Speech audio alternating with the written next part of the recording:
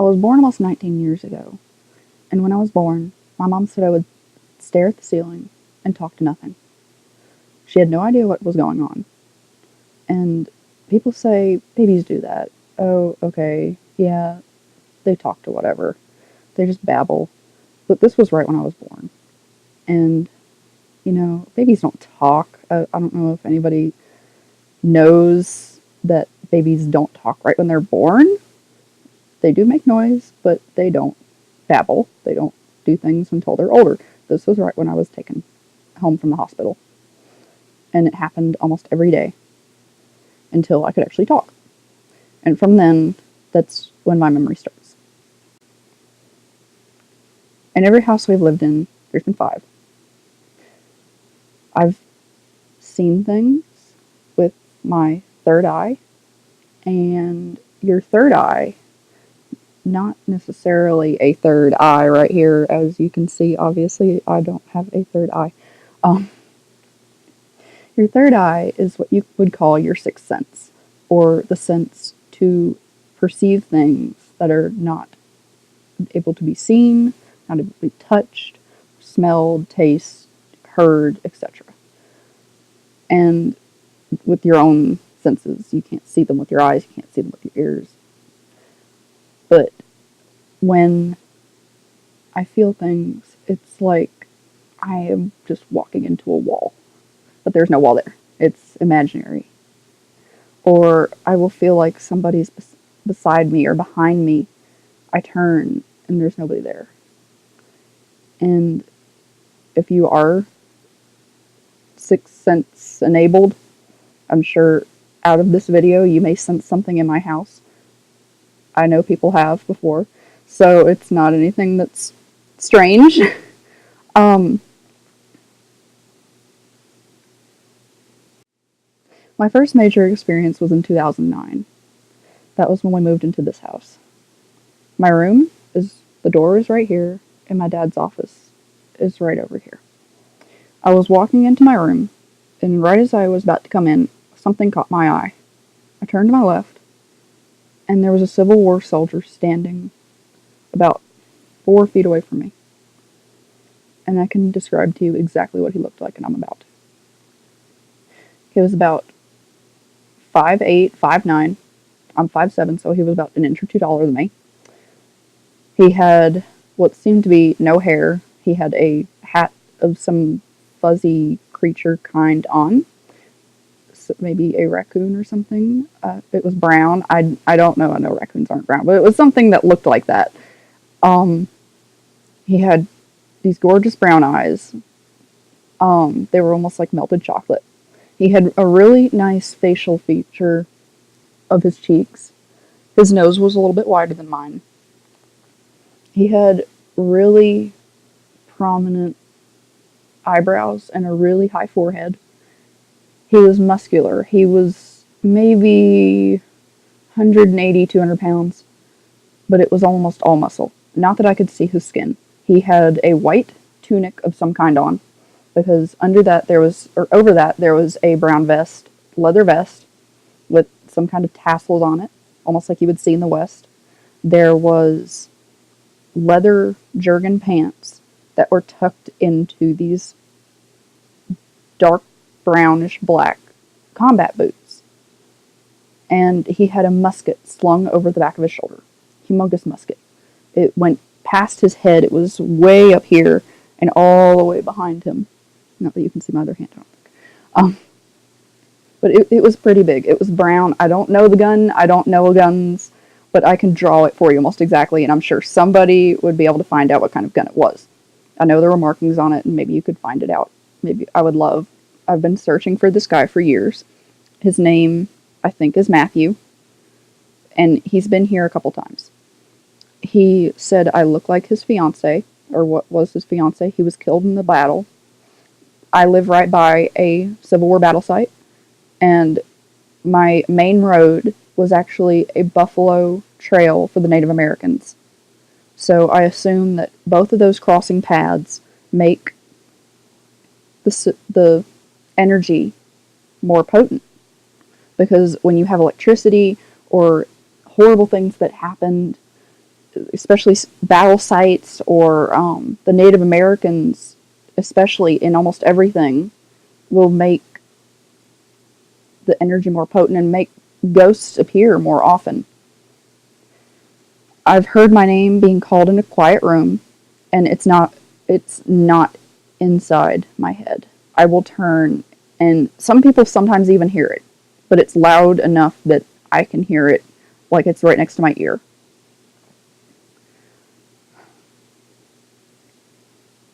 In 2011, I was at school helping my parents with a fundraiser and finishing up, and we had to take things back into the back of the school.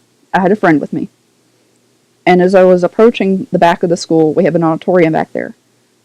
I felt drawn to the auditorium doors, and I didn't know what it was, but I just followed it. I felt like I had to go back there. I mentally saw a boy with my sixth sense that was about late teens. He had dark black hair. It was dark brownish. It was really dark, so I couldn't. It still was really dark in the auditorium. There was almost no light, but I knew his hair was very, very dark. He had dark eyes. He had a red shirt on, bright red shirt, with white and black designs on it. It was short t-shirt, kind of like almost the Helix, Tony Hawk kind of stuff. Um, he had just scruffed up dark jeans that were all torn apart, and they weren't completely torn apart, but they were just ripped all over the place. And he seemed really scared. And I just said to him, "You don't have to be scared. I'm not here to hurt you. And my friend isn't either. I don't want to hurt you. You're welcome here. You're welcome in my presence." And he still seemed scared, and he left. I could tell he almost ran. And I was scared for him. I was like, "Why are you scared of me? What are you scared of?" And so I kind of followed the direction that he was. And suddenly, as soon as I hit a door on another side of the auditorium to head out, I got images in my head, of people from the school, from the past, the 80s, the 90s. Some were being hurt in the bathroom, getting beat up. A goth girl with gorgeous black makeup on and a gorgeous black dress was getting hit on in one of the girls' bathrooms. She was getting beat, and other preppy little girls were laughing at her and saying, "You're such a bitch. You don't deserve to be here." And the girl's just crying, and she sat there and huddled in the corner. There was another guy that was walking out to his car, and I could just sense something bad was going to happen to him. I just kept getting all of these people in my head of what was going on, and I was so scared that I was in this school that had had such traumatic events. After reading definitions, I believe I'm paranormal sensitive.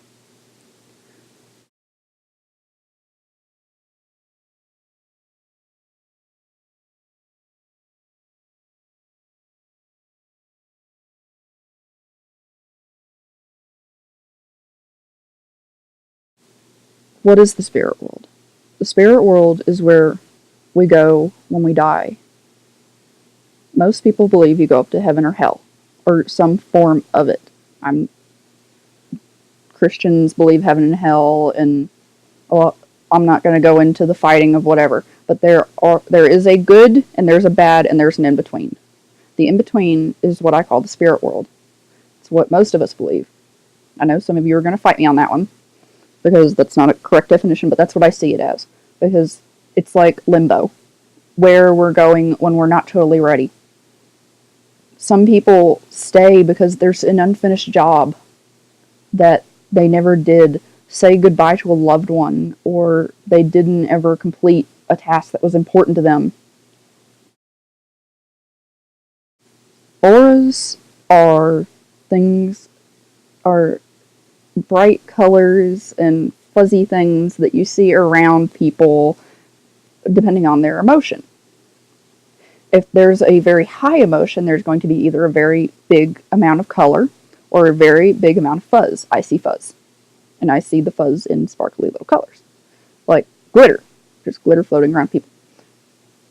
And like blue corresponds to sad, green is calm. You guys can look that up. We'll give you a link.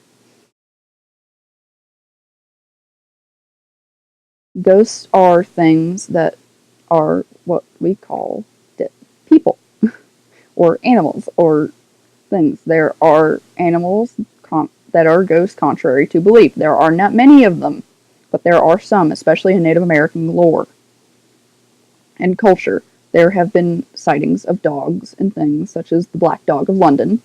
There is Native American dogs that come and protect the property. There are cats that are seen sometimes. I mean, it just is all over the culture. All over lore, I'm sure there's something from every culture out there. And your skepticism is okay. We want you to be skeptical. We want you to question the world around you. That's how you learn. That's how you grow. And if you have questions, ask me.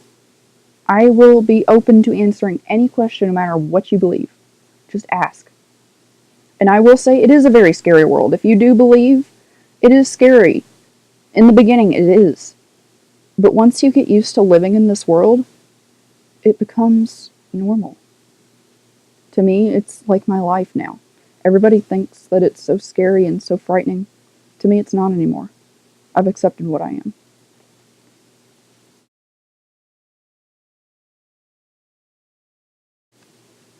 I'm going to talk about the different types of entities that you can see now, such as orbs or shadow figures.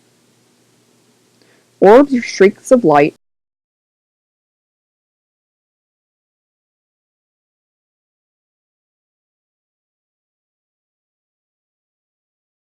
found in pictures and not caused by dust. They are perfectly round. They have to be a perfect circle. They may have a tail. Those are another type of orb. As long as the top or the bottom is a perfect circle and it flows down or flows up, whatever flows to the side, it is a orb most of the time. It is hard to sometimes discern what it is, but I will show you guys pictures so you can kind of have a clue.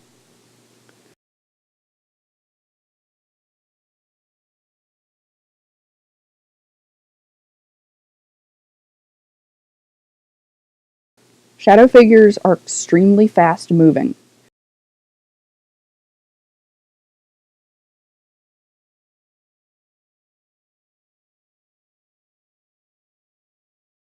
They are a shadow of a person, and sometimes they can move in about 3 frames of video. Just faster than the human eye can see, can blink, can do anything. So it's very hard to see unless we capture them on camera. And normally it's a frame per 300 a second. So 300 frames, and you get 1 frame. That's fast. Human figures. Human figures can be seen as head, torso, or any part of the body, full body. I've seen arms, I've seen hands, I've seen faces. I mean, it's anything.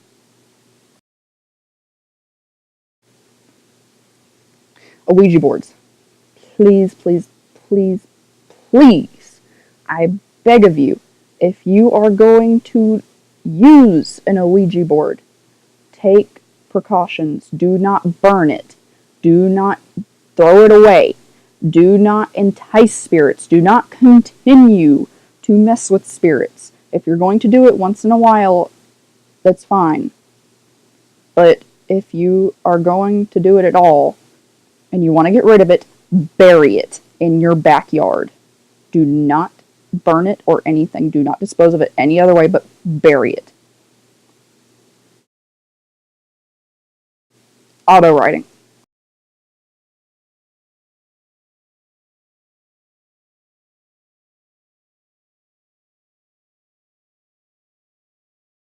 Auto writing is caused by a spirit that takes a piece of you, almost like a medium would be taking in a spirit into their body, and they take your hand and write for you, and they write what they want to say. This is not seen as much as orbs or human figures or even shadow figures. Not that I've known. I've never had an auto writing event.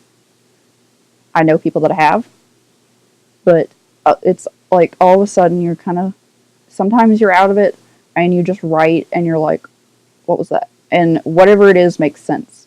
This is not occurring to the people that are sitting there looking at a teacher and just daydreaming and writing their notes and they actually have the notes written down. That's different. This is a being that comes into you or takes hold of your hand and writes for you.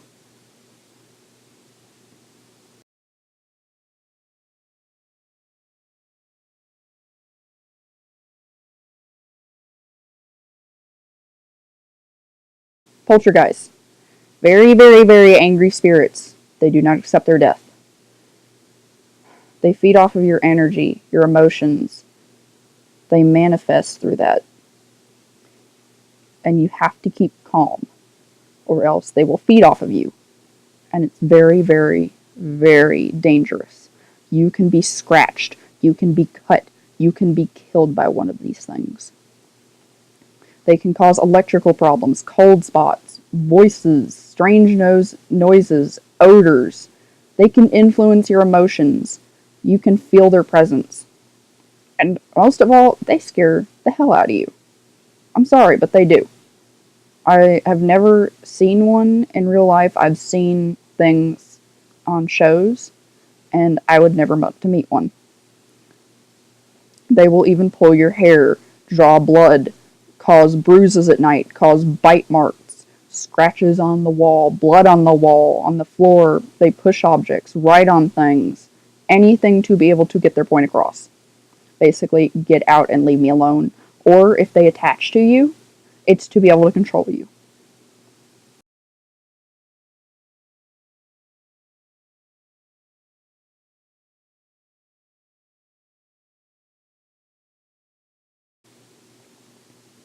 Ectoplasm. Ectoplasm is the ghost mist that you see. They form random mists. If you take a picture, poof, there's mist that wasn't there, that almost looks like somebody was smoking a cigarette.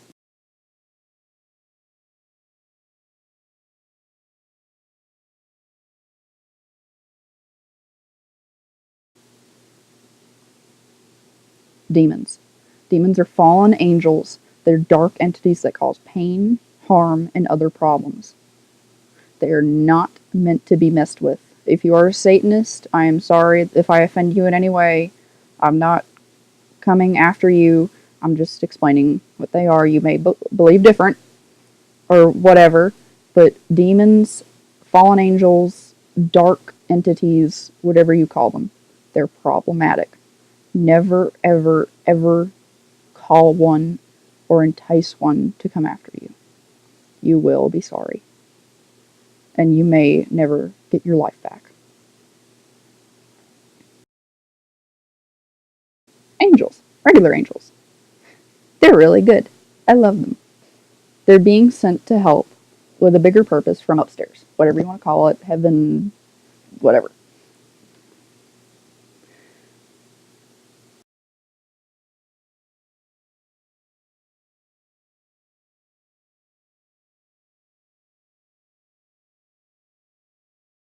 Channeling. Channeling is what I was talking about with auto writing.